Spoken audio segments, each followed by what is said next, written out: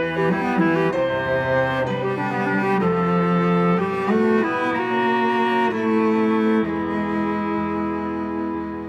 morning, everybody. This is Sam King Davis, and I want to start a series of short podcasts or short videos called Wise Wednesdays that I'll release every Wednesday morning. I want to do this because throughout my life I've always been a seeker of truth and wisdom, and over the years I've come up with a lot of, I've been given and gifted a lot of really amazing nuggets of wisdom. I was really inspired by Stephen Silver's recent post from the book The Untethered Soul. He did his Monday morning podcast, or Monday morning art talk, and he read the chapter about death from this book. So I bought the book, I started listening to the audio tape and audio book, and I came across chapter 7, which is called Transcending the Tendency to Close, and I found it so truthful that I wanted to read it to you. So here we go.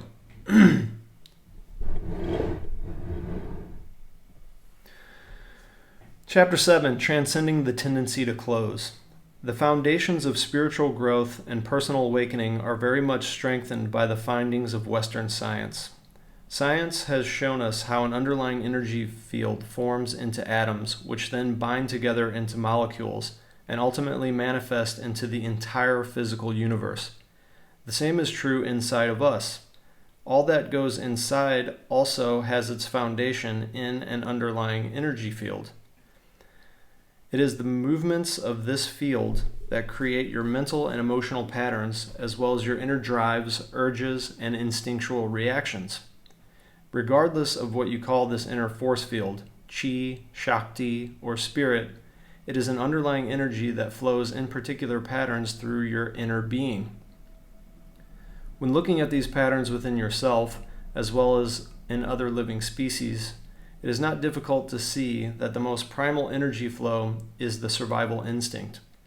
During eons of evolution, from the simplest of living forms to the most complex, there has always been the day-to-day struggle to protect oneself. In our highly evolved cooperative social structures, this survival instinct has gone through evolutionary changes. Many of us no longer lack food, water, clothing, or shelter, nor do we regularly face life-threatening physical danger. As a result, the protective energies have adapted toward defending the individual psychologically rather than physiologically. We now experience the daily need to defend our self-concepts rather than our bodies. Our major struggles end up being with our own inner fears, insecurities, and destructive behavior patterns, and not with outside forces. Nonetheless, the same impulses that make a deer run away urge you to run away. Suppose somebody raises their voice at you or talks about an uncomfortable subject. These are not physically threatening circumstances, yet your heart starts pumping a little faster. That's exactly what happens to the deer whenever they hear a sudden sound. Their hearts start pumping faster and they either freeze or run away. In your case, however, it's not usually the kind of fear that causes you to physically run away. It's just a deep personal fear demanding protection. Since it's not socially acceptable to run into the woods and hide like a deer, you hide inside. You withdraw, close down, and pull back behind your protective shield. What you are actually doing is closing down your energy centers. Even if you don't know you have energy centers, you've been closing them since kindergarten. You know exactly how to close your heart and put up a psychological protective shield. You know exactly how to close down the centers to avoid being too receptive and sensitive to the different energies coming in and causing fear. When you close down and protect yourself, you're pulling a shell around the part of you that is weak. This is the part that feels it needs protection, even though no physical attack is taking place. You're protecting your ego, your self-concept. Although a situation may present no physical danger, it may cause you to experience disturbance, fear, insecurity, and other emotional problems. So you feel you need to protect yourself. The problem is the part of you that gets disturbed is way out of balance.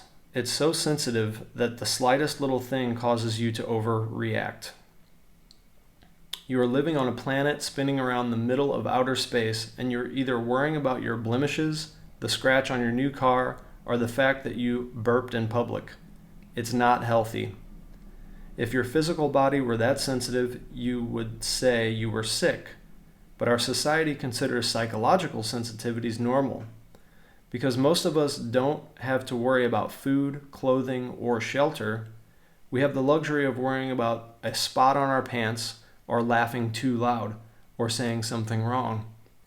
Because we've developed this hypersensitive psyche, we constantly use our energies to close around it and protect ourselves. But this process only hides the problems. It doesn't fix them. You're locking your illness inside yourself, and it will only get worse. You will get to a point in your growth where you understand that if you protect yourself, you will never be free. It's that simple. Because you are scared, you have locked yourself within your house and pulled down all the shades. Now it's dark, and you want to feel the sunlight, but you can't. It's impossible. If you close and protect yourself, you are locking this sacred,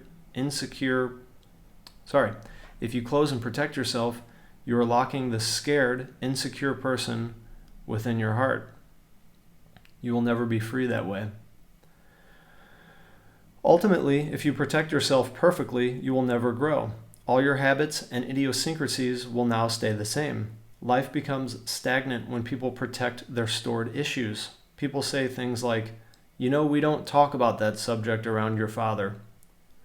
There are all these rules about things that are not supposed to happen outside because they could cause a disturbance inside. Living like this allows for very little spontaneous joy, enthusiasm, and excitement for life. Most people just go day to day protecting themselves and making sure nothing goes wrong. At the end of the day, when someone asks, "How was your day?" a normal response is, "Not too bad," or "I'll survive." What is that telling you about your view of life?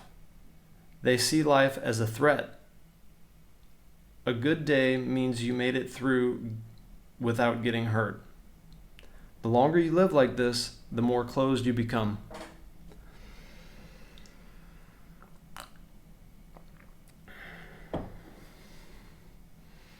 If you really want to grow, you have to do the opposite. Real spiritual growth happens when there is only one of you inside. There's not a part that's scared and another part that's protecting the part that's scared. All parts are unified because there is no part of you that you are not willing to see. The mind is no longer divided into the conscious and subconscious. Everything you see inside is just something you see inside. It's not you. It's what you see. There is simply the pure energy pouring inside of you that creates the ripples of thoughts and emotions, and there is the consciousness that's aware of it. There is simply you watching the dance of the psyche. In order to reach this state of awareness, you must let your entire psyche surface. Every little separated piece of it must be permitted to pass through. Right now, many fragmented parts of your psyche are held within you. If you want to be free, it all has to be equally exposed to your awareness and released. But it will never get exposed if you are closing yourself. After all, the purpose of closing was to make sure that the sensitive parts of your psyche don't get exposed. So you catch on that no matter how much pain the exposure creates, you are willing to pay the price for freedom. When you are no longer willing to identify with the part of you that is separating itself into a million pieces, you are ready for real growth. Begin by seeing the tendency to protect yourself and defend yourself. There is a very deep, innate tendency to close, especially around your soft spots. But eventually you will notice that closing creates tremendous work. Once you close, you have to make sure that what you protected doesn't get disturbed. When you carry this task for the rest of your life,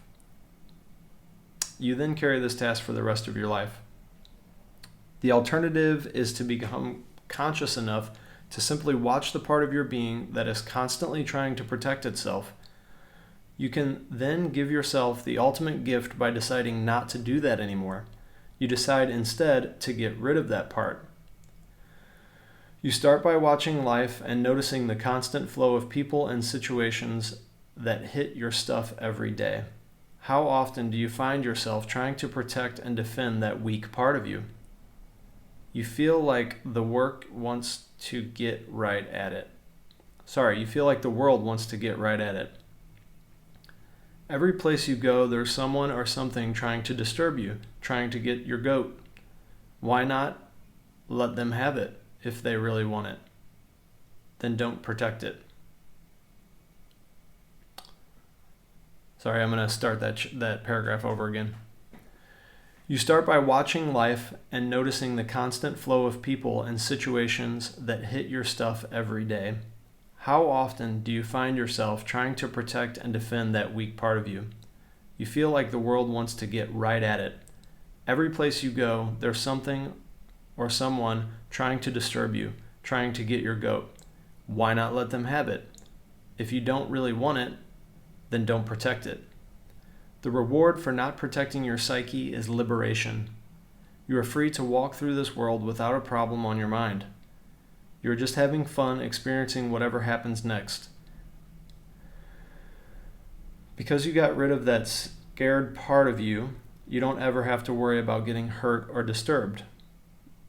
You no longer have to listen to, wait, what will they think of me? Or, oh God, I wish I hadn't said that. It sounded so stupid.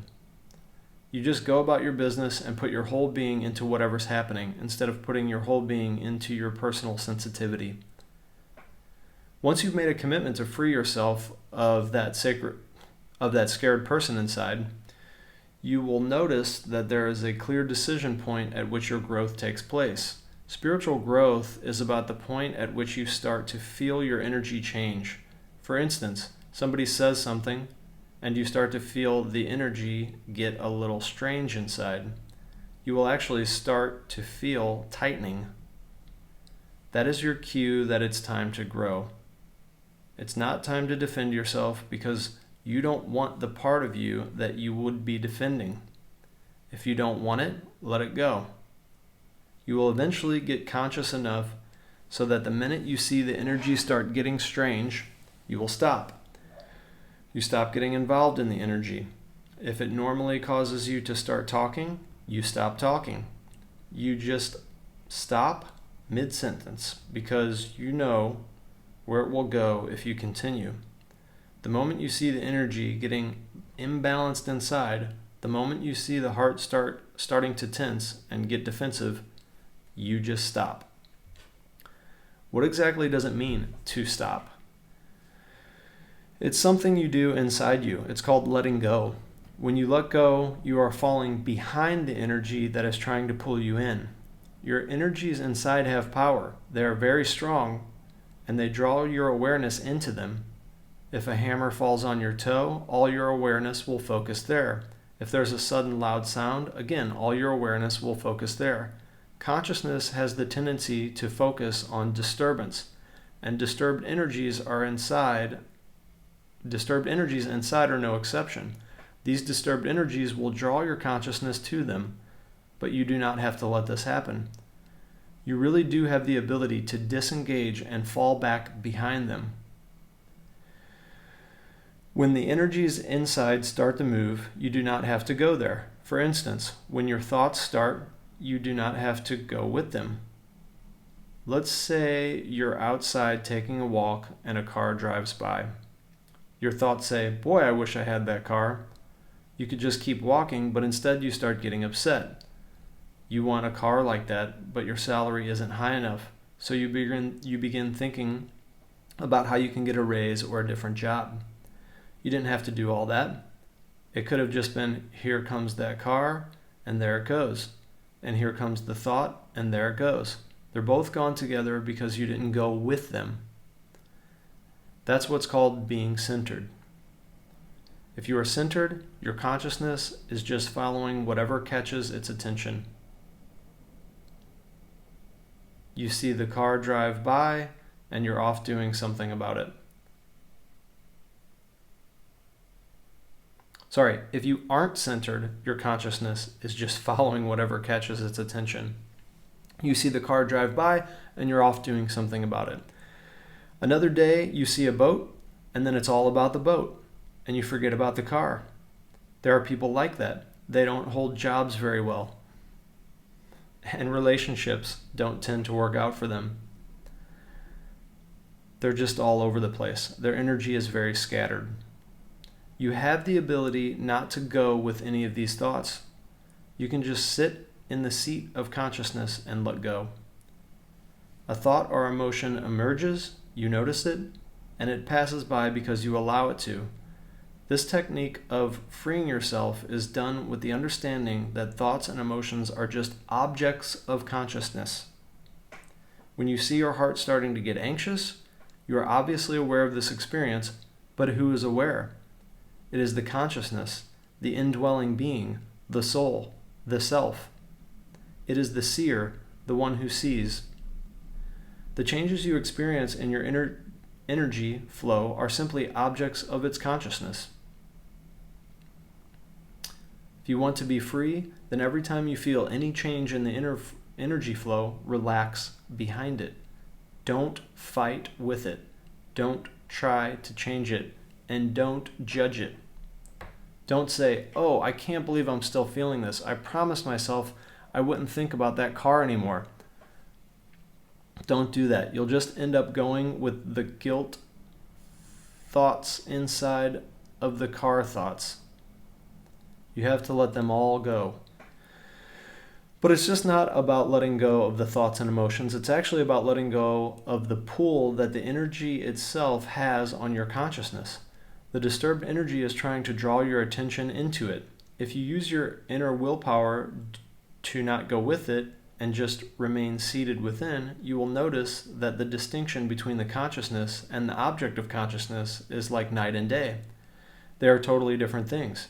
The object comes and goes, and the consciousness watches it come and go. The next object comes and goes while the consciousness watches it. Both objects came and went, but the consciousness didn't go anywhere. It stays constant and simply watches all of it. The consciousness experiences the creation of thoughts and emotions, and it has the clarity to see where they came from. It sees all of this without thinking about it. It sees what's going on inside as easily as it sees what's going on outside. It simply watches. The self is watching the inside energies change in accordance to both inside and outside forces. All the energies that it watches will just come and go unless you lose your center of consciousness and go with them. Let's take a slow motion look at what happens if you go with these energies.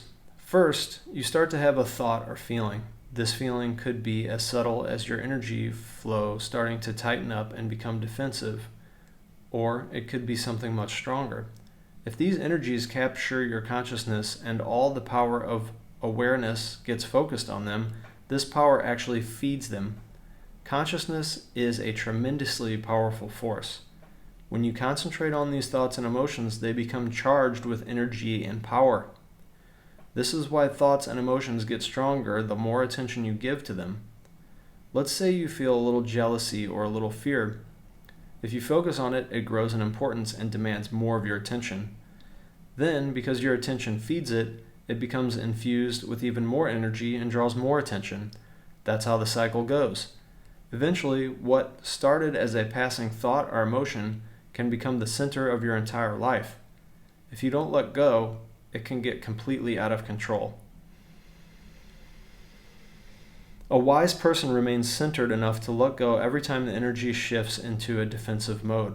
The moment the energy moves and you feel your consciousness start to get drawn into it, you relax and release. The letting go means falling behind the energy instead of going into it.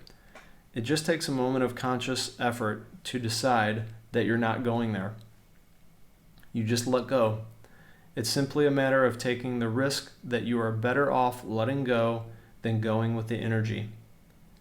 When you're free from the hold the energy he has on you, you will be free to experience the joy and expansiveness that exists within you.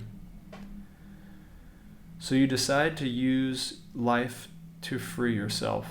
You become willing to pay any price for the freedom of your soul. You will realize that the only price you have to pay is letting go of yourself. Only you can take inner freedom away from yourself, or give it to yourself. Nobody else can. It doesn't matter what others do unless you decide that it matters to you. Begin with small things. We tend to let ourselves get bothered by the little meaningless things that happen every day. For example, somebody beeps at you at a stoplight. As these little things happen, you will feel your energy change. The moment you feel a change, relax your shoulders and relax the area around your heart.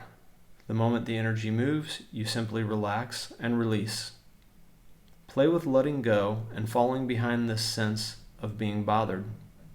Let's say someone at work took your pencil, and you notice that every time you go to use another one, the energy shifts, even the slightest amount. Are you willing to release the old pencil in order to liberate yourself? This is how you make freedom a game. Instead of getting into being bothered, you get into being free. When you reach for a pencil and you see yourself getting a little uptight, let go. Your mind might start saying, it was a pencil today, and if I let go, they'll step all over me. It'll be my desk tomorrow, or my house, or maybe even my husband. That's how the mind talks. It's very melodramatic. But you decide that for the cost of a pencil, you'll go for the ride. You'll tell your mind, when it's the car, we'll have a talk. Right now, it only costs a pencil to be free. Just decide that no matter what the mind says, you aren't getting involved. You don't fight the mind. In fact, you don't even try to change it. You just make a game out of relaxing in the face of its melodrama. You simply learn how to release the tendency for getting drawn into the energy. The root is where the consciousness is aware of the pull of these energies. You will see that the energy does not have the power to draw you in. Even once you decide you're not going to let this happen, it still has a tremendous power over you. It happens at work and it happens at home. It happens with your children and with your husband or wife. It happens with everything and everybody all the time. Your opportunities to grow are endless. It's always there in front of you. Just commit to not letting the energy draw you in. When you feel the pull, like somebody pulling on your heart, just let go. You fall behind it. You simply relax and release. And no matter how many times you're pulled, that's how many times you'll relax and release. Because the tendency to get drawn in is constant, the willingness to let go and fall behind has to be constant. Your center of consciousness is always stronger than the energy that is pulling on it. You just have to be willing to exercise your will. But it's not a fight or a struggle. It's not that you are trying to stop the energies from coming up inside. There is nothing wrong with feeling the energies of fear, jealousy, or attraction. It's not your fault that such energies exist. All the attractions, repulsions, thoughts, and feelings don't make any difference. They don't make you pure or impure. They are not you. You are the one who's watching. And that one is pure consciousness. Don't think you'd be free if you just didn't have these kinds of feelings. It's not true. If you can be free, though you're having these kinds of energies, then you're really free, because there will always be something. If you can learn to remain centered with the similar things, you will see that you can also remain centered with bigger things. If you learn to remain centered with the smaller things, you will see that you can always remain centered with the bigger things. Over time, you will find that you can even remain centered in really big things. The types of events that would have destroyed you in the past can come and go, leaving you perfectly centered and peaceful. You can be fine, deep inside, even in the face of a deep sense of loss. There's nothing wrong with being peaceful and centered, as long as you are releasing the energy, not suppressing it. Ultimately, even if terrible things happen, you should be able to live without emotional scars and impressions. If you don't hold on to these issues inside, you can go about your life without getting psychologically damaged. No matter what events take place in life, it is always better to let go rather than to close. There's a deep place inside you where the consciousness touches the energy, and the energy touches the consciousness. That's where your work is. From that place, you'll let go. Once you let go, every minute of every day, year after year, then that's where you'll live. Nothing will be able to take your seat of consciousness from you. You'll learn to stay there. After you've put years and years into this process and learn to let go no matter how deep the pain, you will achieve a great state. You will break the ultimate habit, the constant draw of the lower self. You will then be free to explore the nature and source of your true being, pure consciousness. So thank you for listening. I just wanted to share that with you because there's a lot of truth in that chapter. And for all of you who don't meditate, I would highly recommend that. And I can tell you from my experience, everything that chapter was talking about where your consciousness and your mind meet, and being able to release the mental energy that's happening and allow it just to flow through you, and to be able to just watch it go by and not get attached to it, really is a sense of freedom, and it really is an ego deflator, which for me, the ego is the enemy. It always gets in the way, and it stops me from being vulnerable. It stops me from being free, freely sharing love. And I know personally for me, being vulnerable is a big problem. I have a tendency to protect myself, even when it's unnecessary. And the reality is that I'm just a creature in this massive creation, this infinite creation, and the energy that flows through me is love. And whenever I have my ego protecting myself from perceived threats inside and outside myself, it blocks me off from that flow of love. So I hope you guys like this. Subscribe, and I will be coming out with these every Wednesday, Wise Wednesday. I hope that you got something out of the reading. Again, the book is called The Untethered Soul. If you want to look that up, I highly recommend it. There's a really great chapter. You can check out Steven Silver's Monday Morning Art Talk on death. I found that chapter very powerful. And I send you guys and gals my love, and I hope you stay safe. And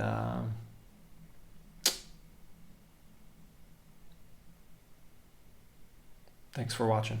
Bye.